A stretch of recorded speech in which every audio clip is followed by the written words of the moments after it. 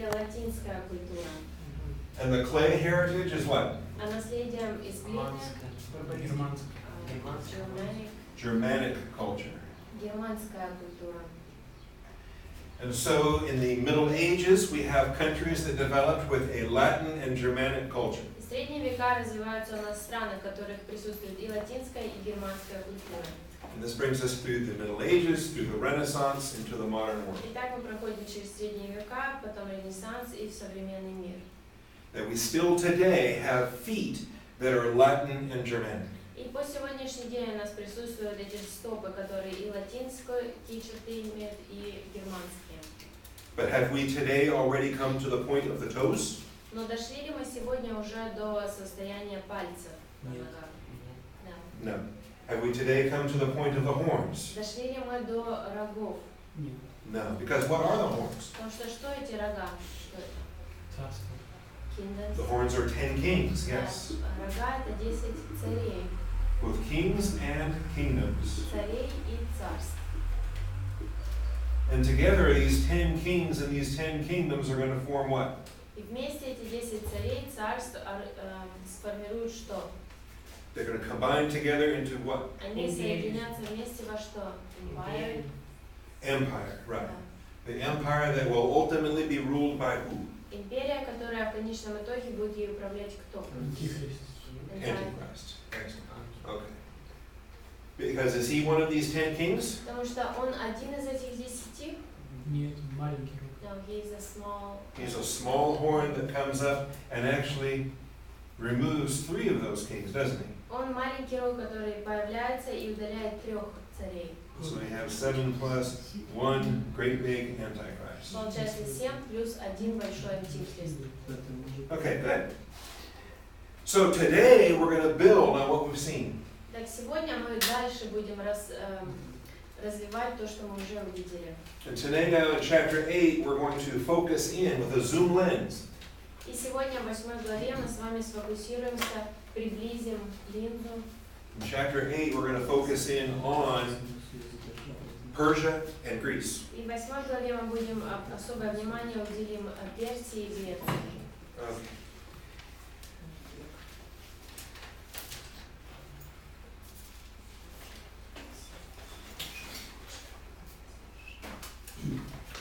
Hello. Wake up. Good morning. It's thinking. Okay.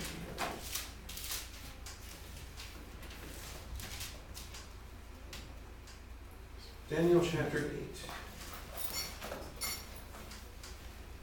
When does this vision come to Daniel? Когда Даниил получает это видение? Verse 1 tells you. Первый стих вам говорит. In the 3rd year of Belshazzar. Третий год царствования Валтасара. So where does this chapter belong? Итак, где место для этой главы? In chronology. Хронологически. Before 6. Before 6. Oh, no, after. Yes, before 6. Да. Before 5. Before 5. До пятой. Because 5 is the writing on the wall. 5 is the last year of Belshazzar. Пятое это там, где надпись на стене появляется, это последний год Валтасара. So this becomes another vision that Daniel receives before he meets King Belshazzar. Итак, это еще одно видение, которое получает Даниил до его встречи с Валтасаром. It's a vision that Daniel receives, but he does not preach. Видение, которое он получает, но он о нем не рассказывает. He's going to simply record it in the book that becomes the book of Daniel. Он просто записывает его в ту книгу, которая в дальнейшем станет книгой Даниила.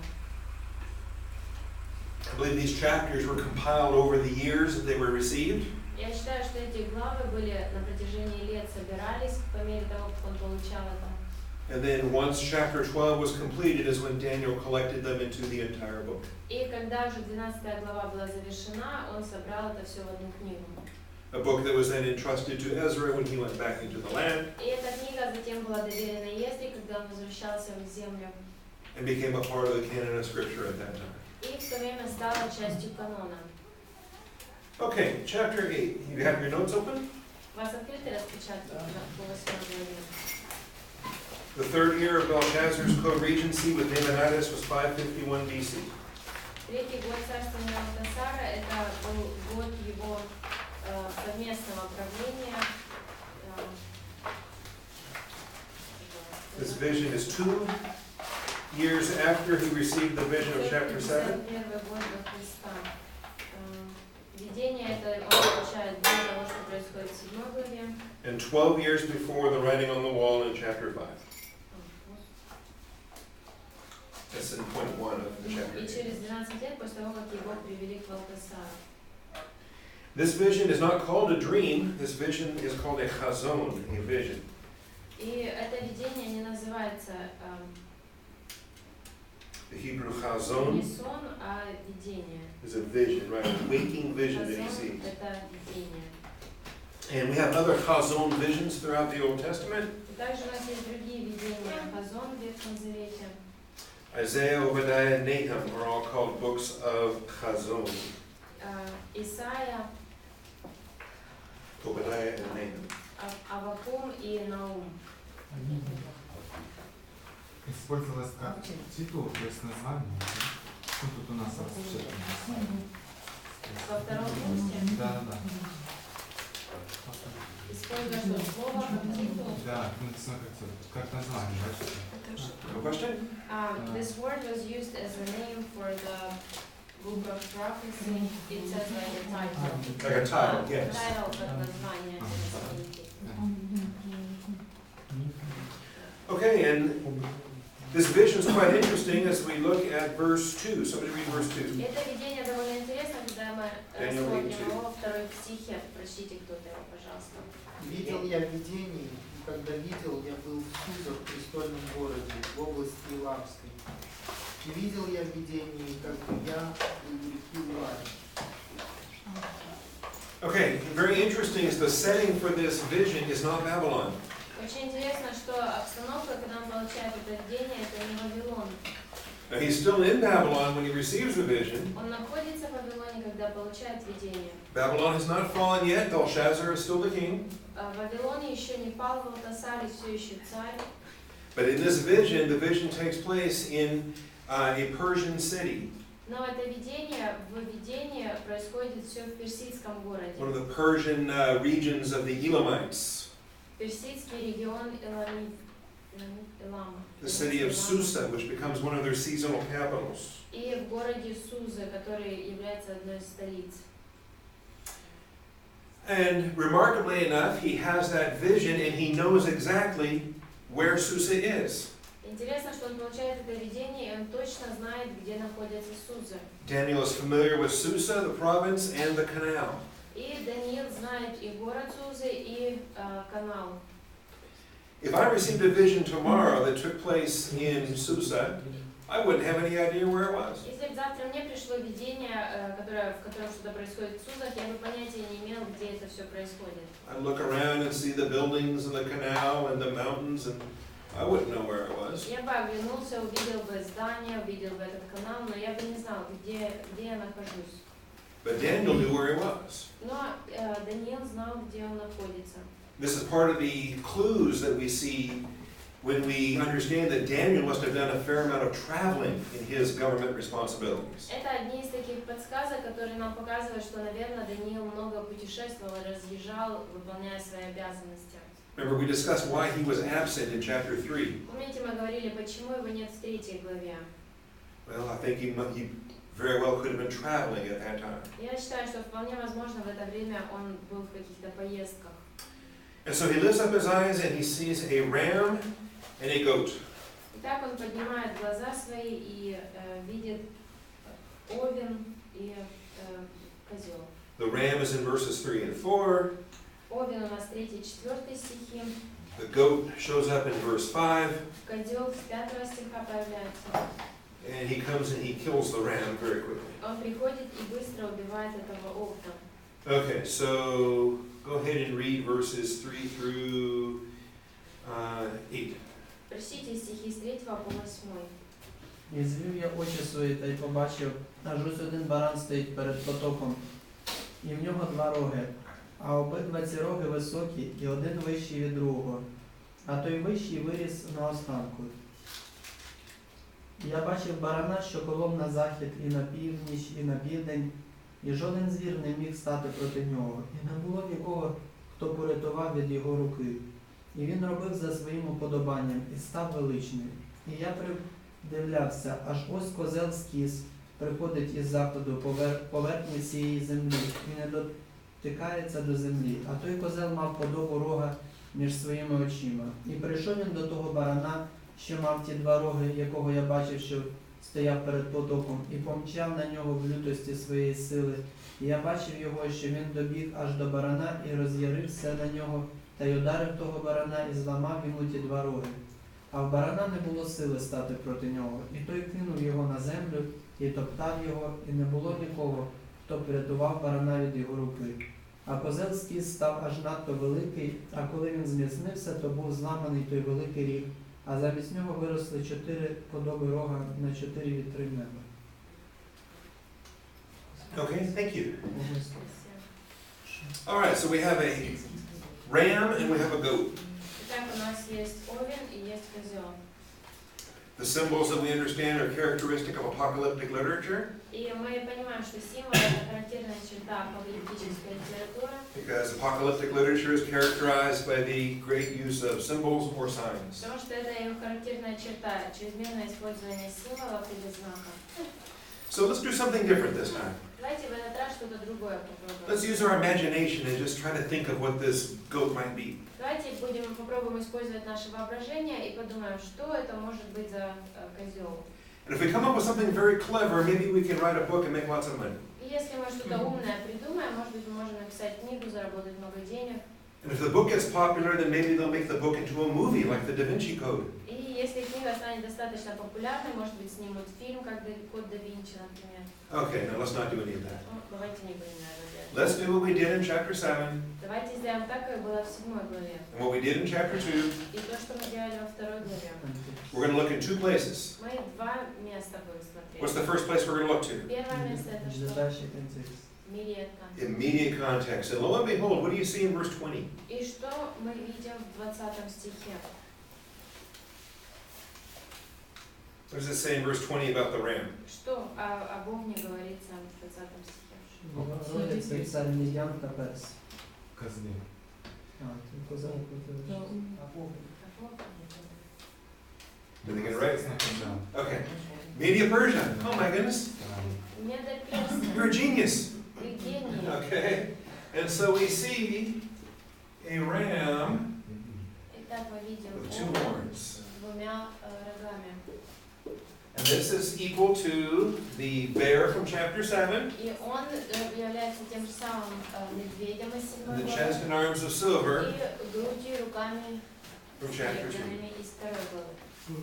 And this ram is going to get killed when this goat comes and stabs him. И Овен будет убит, когда придет козел и убьет его. And we look at verse 21. 21 стих можем посмотреть. Lo and behold, it's the kingdom of Greece. А козел косматый царь Греции. And the large horn between its eyes is the first king. И большой рог, который между глазами его, это первый ее царь. And so we have a goat with a large horn, Вот у нас козел с большим рогом. and this is Greece. И это Греция. The large horn is the first king, Большой рог это первый царь. and we understand that when the horn kills the ram, И мы здесь видим, что когда этот рог убивает овна, the horn is going to be broken. то рог разломится. And you read that in verse 8. В 8 стихе у нас там. As soon as he was mighty, the large horn was broken, and in his place came up 4 conspicuous horns. Но когда он усилился, то сломился большой рог, и на место его вышли 4. So, we got a goat. Так, у нас козел, I'm sorry about my artwork. извините за мое художество, The great big horn. и большой рог. But it gets broken off, and in its place are 4 conspicuous horns. Но он сломался, и вместо него 4 рога. And that should not surprise us, because how many heads did this leopard have? И это для нас не удивительно, потому что сколько голов было у барса, у леопарда? 4. The leopard had 4 heads, that's correct. Да, у него было 4 головы. We also understand through history that as soon as Alexander the Great died, no one leader could take his entire empire. И также из истории нам понятно, что когда умер Александр Македонский, не было одного лидера, который мог бы взять на себя всю империю. And the Greek Empire actually broke up into 4 parts. И греческая империя разломилась на 4 части. But nevertheless, it stays one goat. Но при этом это остается один козел. The leopard has 4 heads, but it's still one leopard. Леопарда 4 головы, но все еще это один леопард. The belly and thighs of bronze represents one empire. И живот и бедра представляют собой одну империю. Because even though we talk about Ptolemy and his rule in Egypt, Хотя мы и говорим о Птолемее и его правлении в Египте, or the Seleucids and their rule in Syria, или сирийцы, может, Сиревк. На русском Сиревк. Сиревк и and his reign where? in Syria, И его правление в Сирии, or the other 2 in Macedonia and Greece, или двое остальных в Македонии и в Греции. we need to understand that all 4 were Greek empires. Нам нужно понимать, что все 4 это были греческие империи. In other words, Ptolemy ruled the Egyptian people, but it was a Greek culture. Другими словами, Птолемей управлял египтянами, но это была греческая культура. Likewise, Seleucia was a Greek culture. Точно так же и с Селевком это была греческая культура. Okay, so now you look at your notes here for chapter 8, Можете посмотреть распечатки по 8 главе. and I give you some points of study about Susa under main point 3. И в 3-м пункте у вас есть информация о Сузах. This is where Nehemiah was ministering as a cupbearer. Там Неемия служил. That's 3a. Nehemiah chapter 1 and Nehemiah chapter 2. Неемия 1 глава, Неемия 2 глава. Susa is where Esther was brought in the days of Ahasuerus. Также это то место, куда Исфирь привели в Сузы во времена Ахашвероша. This is also the most likely location for the tomb of Daniel. Это также, скорее всего, самое достоверное место погребения Даниила. Different traditions and contradictory traditions, though, do exist. Разные предания существуют, которые противоречат друг дружке. And you got some points of study there. И там тоже есть еще несколько подпунктов у нас. Okay, the vision, I give you points under point 4.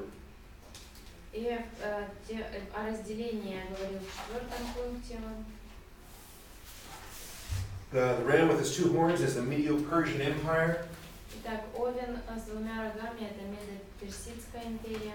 Now, the nature of a ram, we have some of these in America. I don't know, do you have rams in? У нас есть овны, We бараны. have bighorn sheep with the curly-Q, the curly horns. У нас есть они такие, как овцы, а рога у них закрученные. Mostly in Colorado, where Mark Perkins is from, or Они Wyoming. в Колорадо или Вайоминге. but in this ram has 1 horn is longer than the other horn. Но у этого овна, у него один рог длиннее другого. Just like the bear was leaning on one side. Точно так же, как в случае с медведем было, когда он опирался на одну сторону. So we see there's not balance between Media and Persia. То есть мы видим, что нет баланса между Мидией и Персией. It's very overbalanced on the Persian side of things. Слишком сильно переклон идет на персидскую сторону. So the detail there agrees with our understanding of Media-Persia. Итак, вот эти детали, они подтверждают то, как мы видим из истории Медо-Персидскую империю. The goat with 1 horn is the Greek Empire, specifically Alexander the Great. И козел с одним рогом является греческой империей, а конкретно Александр Македонский. So it corresponds to the belly and thighs of bronze, Это соответствует животу и бедрам меди and the leopard in Daniel's dream. и леопарду в сне Даниила. Okay, in 4c, I give you the points about the 4 little horns. 4c пункт – это информация о 4 небольших рогах. Okay, and so each one of these are generals that served Alexander. Каждый из этих рогов представляет собой генерала, который служил Александру Македонскому. There's a general named Cassander that took Macedonia and Greece. Был генерал, которого звали Кассандр, он взял на себя, под себя Македонию и Грецию. Lysimachus, who took Thrace. Лисимах, он взял на себя Фракию. Later, he would get much of Turkey or Asia Minor. После этого он получил еще Турцию или Малую Азию. And he took that region away from Seleucia. Он забрал этот регион от здесь Филиппу. See, these four horns were not always friendly with each other. Вот эти 4 генерала, они между собой не в дружеских отношениях. They were all Greek, Они все были греками, but they often were at war with one another. но зачастую они воевали друг с другом. And this really becomes powerful in chapter 11 of Daniel. И это в 12 главе особую силу приобретает. Because there's going to be a lot of back and forth warfare between the king of the north and the king of the south. Потому что там постоянно будет происходить битва между царем с севера и царем с юга. And those both represent Seleucia and Egypt in these Greek horns. И они представляют they represent whom? Seleucia and Egypt. Они представляют собой Египет. Я так и не поняла, кто вот этот Horn number 3 and horn number 4 in your notes. Четвертый. У нас есть Селуцит, есть Филук, Селевк. I'm not going to test you on these four, so this is only for your information and enjoyment. Селевк. Это все одно имя. Что-то они будут на экзамене. Okay? So Macedonia, Thrace, Egypt, and Syria. Итак, Македония угрожает Сирии, Египту. Ptolemy is the general that starts the kingdom in Egypt. Птолемей — это тот, кто начинает царство в Египте. And this will last for almost 300 years. И длится это практически 300 лет. The final Ptolemy ruler of Egypt is Cleopatra VII.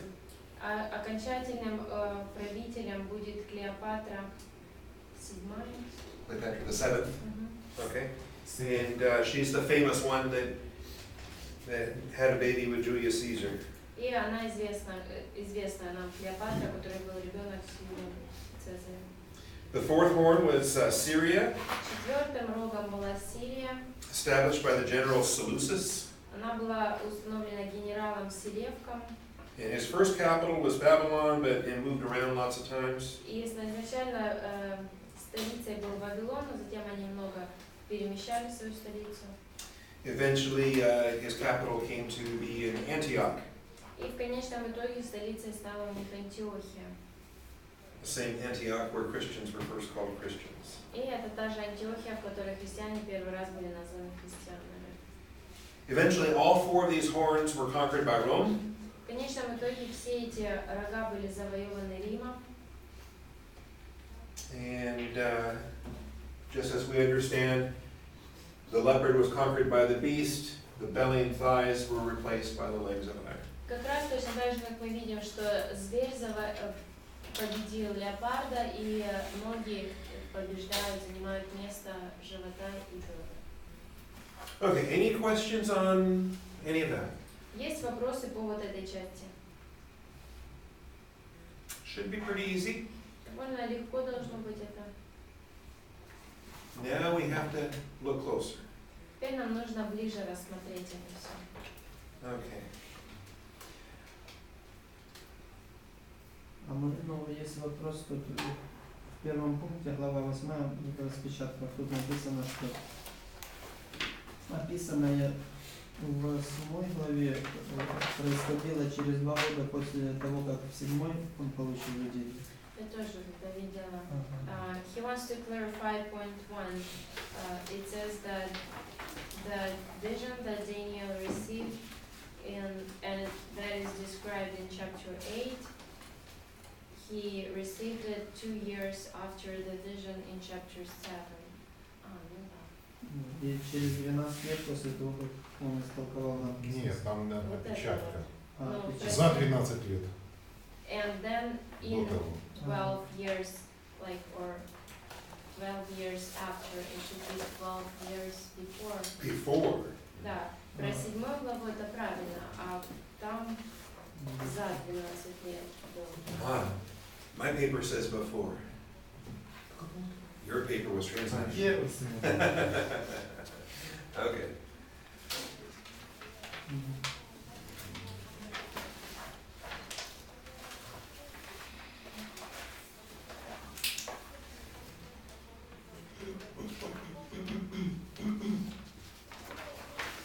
Now I want you to see certain language that's found here in this chapter. Хочу, чтобы вы заметили определенную лексику, которая используется в этой главе. We've already read verse 4, Мы уже прочли 4 стих. but pay attention to the expressions, no other beast could stand before him. Но обратите внимание на фразу «И никакой зверь не мог устоять против него». Nor was there anyone to rescue from his power. И никто не мог спасти от него, спастись. Alexander has victory every time. Александр одерживал победу каждый раз. He can't lose. Он не мог проигрывать. He gets very prideful. Он очень возгордился. This expression, he did as he pleased and he magnified himself. Это фраза о том, что он делал, как было ему угодно, и do you read it from the text? That's Persian, isn't it? I'm sorry? Verse 4 is that Persian? Yes, I'm sorry. Verse 4 is Persia. Verse 8 is Greece. And again, we have the pride. Magnified himself exceedingly. И в 8 стихе точно так же получается та же фраза «возвеличался», чрезвычайно возвеличился. Okay, so we see this as a pattern that gets repeated again and again. Мы видим, что это как образец, который повторялся снова и снова, та же самая фраза в 4 стихе. Okay, and we're going to see it repeated in prophecy as well when it comes to Antichrist. И также мы видим, что повторяется оно в пророчествах об Антихристе. Okay, now we need to take the close look at what happens when the large horn is broken and 4 conspicuous horns come up. Теперь нам нужно посмотреть, что же происходит детальнее, когда этот большой рог сломлен и появляются 4 других рога. So this is 9 through 14. Это с 9 по 14 Okay, стихи. somebody please read 9 through 14. Прочтите, пожалуйста, этот отрывок. От одного из них вышел небольшой рог, который чрезвычайно разросся к югу и к востоку и к прекрасной стране. И вознесся до воинства небесного, и изринул на землю часть его воинства, и из звезд попрал их. И даже вознесся на вождя воинства всего. И отнята была у него ежедневная жертва, и поругано было место святыни его. 12. 14. И воинство предано вместе с ежедневной жертвой за нечестие, и он, повергая истину на землю, действовал и успевал. И услышал я одного святого, говорящего, и сказал этот святой кому-то вопрошавшему, насколько времени простирается это видение о ежедневной жертве и об опустошительном нечестии, когда святыня и воинство будут попираемы. И сказал мне, на 2300 вечеров и утр, и когда святилище очистится. Okay, thank you. All right, now this is where we have to be careful. Вот где нам нужно быть осторожными. This is where some bad teaching shows up in Daniel commentaries. Вот как раз то место, где много плохого учения начинается в комментариях на Даниила. Because there is a little horn that grows big. Потому что есть маленький рог, который разрастается, становится большим. Does that sound familiar? Это похоже на что-то еще? Где-то, может, было слышали? Yesterday in chapter 7 we read about a little horn that grows big. Вчера в 7 главе мы читали тоже о маленьком роге, который разросся и стал большим. Okay, and so a problem happens when people try to say that they are the same thing. И начинается проблема, когда люди начинают утверждать, что это одно и то же. Because they are little horns that grow big. Потому что и там маленький рог вырос и стал большим. But remember what we were talking about in chapter 7. Помните, о чем мы говорили в 7 главе? The little horn that grew big, was it on the leopard or was it on the beast? Вот этот маленький рог вчера, который вырос, стал большим, он был на леопарде или на звере? Зверь, на бесе. So the beast. So was it a Greek horn or was it a Roman horn? Итак, это был рог греческий или рог римский? Roman. Roman horn. Okay, now this little horn that grows big Но вот этот маленький рог, который разрастается, which animal is it on? на каком он животном? Это зле. Он goat. On the goat. Yeah, not the ram, but the goat. Да, And не so- на луне, а на козле. Is it a Persian horn or is it a Greek horn? Итак, это персидский или греческий рог? Греческий. Greek horn. Okay, so the little horn that grows big in chapter 7 is a Roman horn. Итак, маленький рог, который разрастается в 7 главе, это римский рог. The little horn that grows big in chapter 8 is a Greek horn. А маленький рог в 8 главе, который разрастается, это греческий рог. Does that make sense? Понятно? Вот да. Do you think you could explain that to a friend if they ask you? Кажется, вы сможете объяснить это другу, если вас кто-то спросит об этом? Do you think you could answer that on a quiz? На квизе, вы думаете, вы тоже сможете ответить на это? Okay, might be helpful. Да, он поможет знать это. And so, point D, И пункт D. under 4, main point 4, subpoint D. 4D. 11 стих вообще непонятно. Verse 11 is not clear at all. We'll talk about that in a moment. Как раз сейчас будем говорить об этом. Okay. It's out of one of these horns that comes a small horn. Так, из одного из этих рогов появляется маленький рог. So this boastful king comes out of one of these 4 Greek divisions. Вот этот горделивый царь поднимается из 4 рогов других, один из 4. And here we have described in 9, 10, and 11 are the things that he does. И в 9, 10, 11 описано то, что он делает. He achieves great victories in human conquest. Он одерживает величайшие победы, завоевывая людей. He achieves victories in angelic conquests. Он одерживает победы также и в ангельских битвах. How does that happen? Как это может быть? I don't know. Не знаю. Okay? If I had to capture an angel tomorrow, I don't know how I would do it. Если бы завтра мне нужно было захватить ангелов, я не знаю, как бы мне пришлось это делать. But I suspect I would have to get some fallen angels to help me. Наверное, тогда у меня были бы падшие ангелы, которые бы помогали мне. And we'll see more of that when we look at chapter 10. И мы больше об этом увидим в 10 главе. And then he claims supreme deity status. Затем он также претендует на превосходное какое-то положение божественное. It says in verse 11, he magnified himself to be equal with the commander of the host. В 11 стихе сказано, и даже вознесся на вождя воинства сего. Who is the commander of the host? Кто такой вождь воинства? Бог. Нет. God. God, yeah. Yahweh Sebaoth, the Lord God of hosts. Да, Яхве Саваоф, Господь воинств. Okay. And so he says, I am equal to God. Итак, он скажет, что я равен Богу. The human being here is very much an imitator of Satan. Здесь человек во многих аспектах имитирует сатану. Because Satan said he was like the Most High God. Потому что сатана сказал, что он был подобен Богу Всевышнему. And it removed the regular sacrifice from him, and the place of his sanctuary was thrown down. И предано вместе, воинство предано вместе с ежедневной жертвой и повергая истину на землю, действия русского. Now, this is where somebody asked about parallel passages. Кто-то из вас спрашивал по поводу параллельных отрывков. And how do we know if something is a parallel passage? И откуда нам знать, что какое-то место является параллельным отрывком? And could we be wrong about some parallel passages that we think are parallel passages? И возможно ли для нас ошибаться, что мы думаем, что это параллельный отрывок, но на самом деле нет? And this is a great way to illustrate that. И вот здесь отличная иллюстрация этого. Because we see a Gentile king who is going to put a stop to the Jewish sacrifices. Вот мы видим языческого царя, который остановит еврейские жертвы. And we say, aha, I know where this is going. И мы говорим, так я знаю, к чему это. That there could be parallels to this in Revelation. И в Откровении могут быть, можно найти параллели вот этому. Or parallels to this in 2 Thessalonians chapter 2. Или во 2 Фессалоникийцам 2 главе.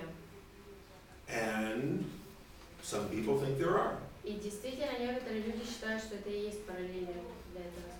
If you want, we can look at 2 Thessalonians chapter 2. Если хотите, можем рассмотреть 2 Фессалоникийцам 2 главу. Won't take a lot of time on this, but it's important. Мы не будем много времени на это отводить, но это важно.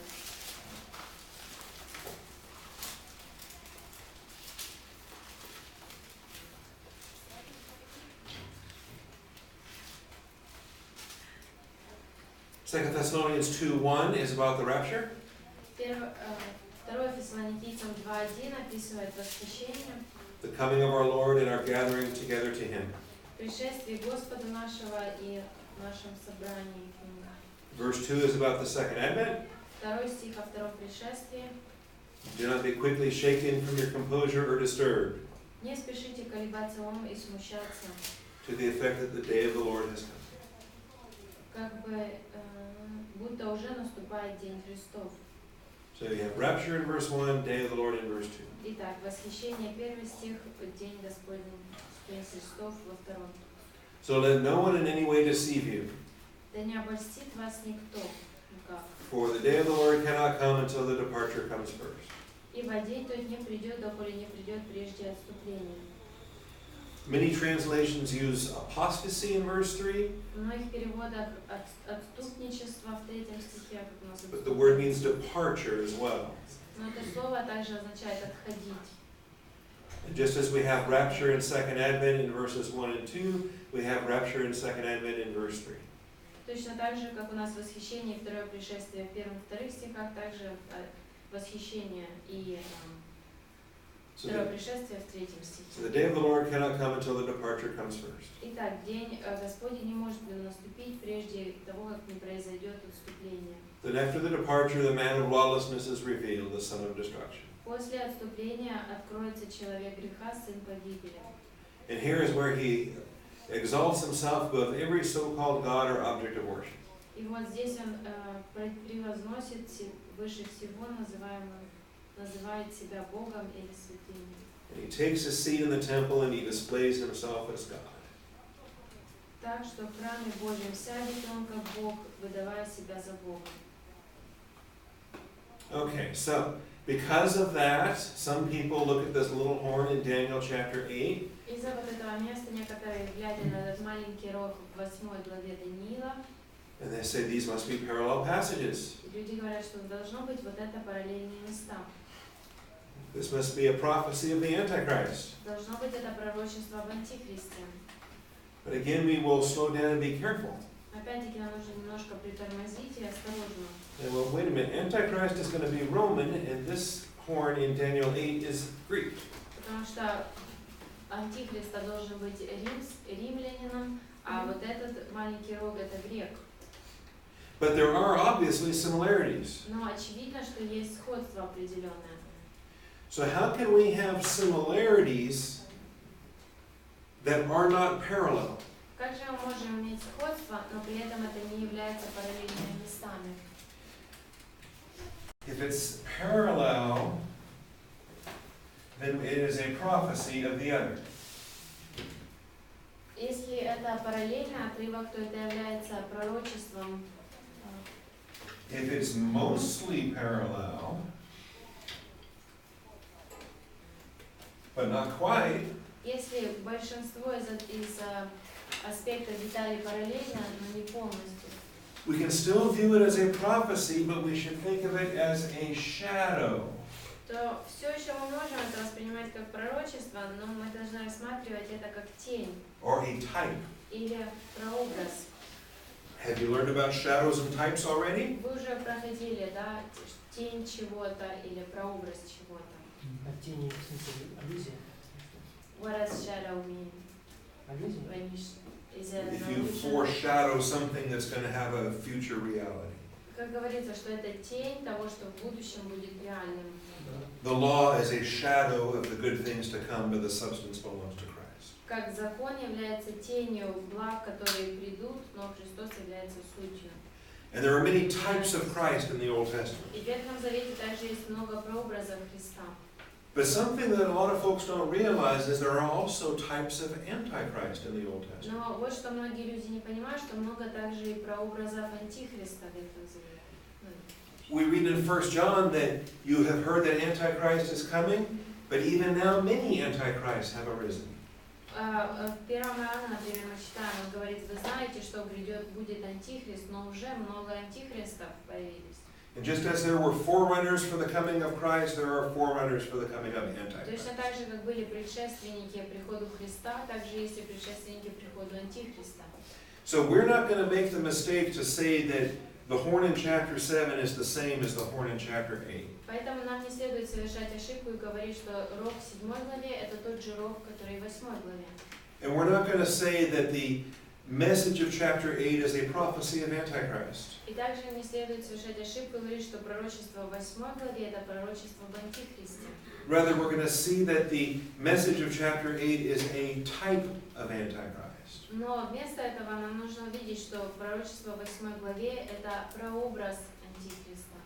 Where the activity of both are mostly parallel because one is a shadow of the other. При этом их деятельность очень будет схожей, потому что один из них является тенью будущего, а другой будет воплощением уже этого. Does that make sense? Это понятно? And so let's look at this activity of what this shadow И does. давайте посмотрим, что вот эта тень делает.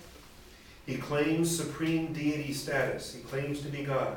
Он претендует, объявляется наивысшим божеством, то есть объявляет себя Богом. And he removes God's worship and replaces it with an abomination. И он останавливает поклонение Богу и заменяет это на мерзость. And in fact, Daniel is going to eavesdrop on a couple of angels here in chapter 8. И Даниил также здесь немного подслушает ангелов в 8 главе. And in verses 13 and 14, he's listening to their conversation. 13 и 14 стихи, так как раз он слушает их беседу. He wants to know how, these angels want to know how long they're going to keep losing to these fallen angels. И эти ангелы, они обсуждают, сколько же еще они будут проигрывать этим большим ангелам. And so, let's see, have we read these already? No, okay. Yeah, we stopped. Oh, we did, okay. Okay. And so these stars are thrown down, and we see that the fallen angels are having domination over the elect angels. Итак, звезды сброшены, то есть мы видим, что падшие ангелы, они доминируют, одерживают победу над святыми. And one of the angels is asking another angel, how long is this going to last? И один из ангелов спрашивает другого, а сколько же еще это будет продолжаться? Because the regular sacrifices have been stopped. Потому что ежедневные жертвы остановлены, And the holy place has been trampled. и святыня попирается. And he's told for 2,300 evenings and mornings. И он слышит в ответ на 2300 вечеров и утр. Okay.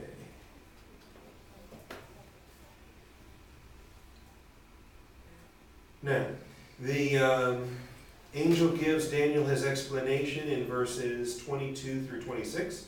С 22 по 26 ангелы дают объяснение Даниилу. About the horn that's broken off and the four horns that come up. О том роге, который сломался, о 4, которые появились. And we learn that in the latter period of their rule is when this horn is going to arise. И мы также видим, что в последнее время их правления поднимется этот рог. Verse 23 says he's insolent and skilled in intrigue. 23 стих сказано, что он наглый и искусный в коварстве. Question? Yeah. Okay. Рим, вот, он произошел от козла же, да? Вот, ну, 4 получается, 4 рога, да? Потом один из них 3 удалил, и из этого одного рога произошел Рим, правильно? What about Rome? Did it come No. from this one horn that Ну, от Греции Рим произошел, или как? did Rome come from Это Greece? отдельная история. там. From this No. one of the А strongest? как, объясните? No, Rome is not any of these four. Откуда Рим Нет, Рим появился? не является одним из этих рогов. Це просто про знання. Rome actually conquers all four of Откуда these Рим horns. Рим, просто? наоборот, завоевывает все эти 4 рога. Но он один из 4 генералов? But is it one of the 4 generals? No. Нет, Нет. да? Понятно. Можно тоже вопрос? А нам long, but I want to finish this before the break, okay? Я хочу до перерыва закончить, мы немножко задерживаемся уже. Okay. So when we look at the explanation, Да, посмотрим на объяснение. let's see. Point 6, Daniel's explanation. 6 пункт объяснения Даниила. And when Gabriel comes to explain it, he calls Daniel son of man. Когда Даниил приходит, чтобы объяснить это Даниилу, он называет его сын человеческий. It's a pretty interesting title to give Daniel in this context. Это довольно интересно, что такой титул дается Даниилу в этом контексте. Because Daniel is himself, in a lot of ways, a type of the coming Christ. Потому что Даниил сам по себе во многих аспектах является прообразом грядущего Христа. And he's being given a message here about the man that's going to be a type of the coming Antichrist. И ему здесь дается послание о том человеке, который будет прообразом грядущего Антихриста. And so we see this king who is insolent and skilled in intrigue. И вот этот царь, который наглый и искусный в коварстве. That's verse 23. He's strong in his face. С 23-го. And he has speech that confuses people. И он укрепится сила его, и также у него его слова, они сбивают с толку людей. And he manipulates things. He's very shrewd in verse 25. И также он манипулирует многим, он очень коварный, как в 25-м. And he comes across people when they're at ease in verse 25. И также в 25-м It says he destroys many while they are at ease. и сказано, среди мира погубит многих, среди мира погубит многих. And he will even oppose the Среди мира, prince of... типа, когда облегченная обстановка погубит многих. You see that there in verse 25? Yeah. Okay, he corrupts them when they are secure. And he even opposes the prince of princes. И погубит многих, против владыки владык восстанет даже. But he will be broken without human agency. Но будет сокрушен не рукой, у них как нечеловеческой рукой. Okay, so you have these details here in point 6. Вот все эти детали в 6-м пункте у вас. I identify him for you by name back in point 4 and subpoint D. Я его называю здесь по имени, который 4D. This small horn is the Seleucid king Antiochus IV, or Antiochus Epiphanes. Вот этот маленький рог является Селев или Филук Антиохий IV Епифан. Okay, and I know I'm really long, so tell you what, let's take our break now. When I come back, we'll pick up with Antiochus Epiphanes. Давайте сейчас уже сделаем перерыв, а потом я продолжу про Антиоха. So come back in 11:15. 11:15.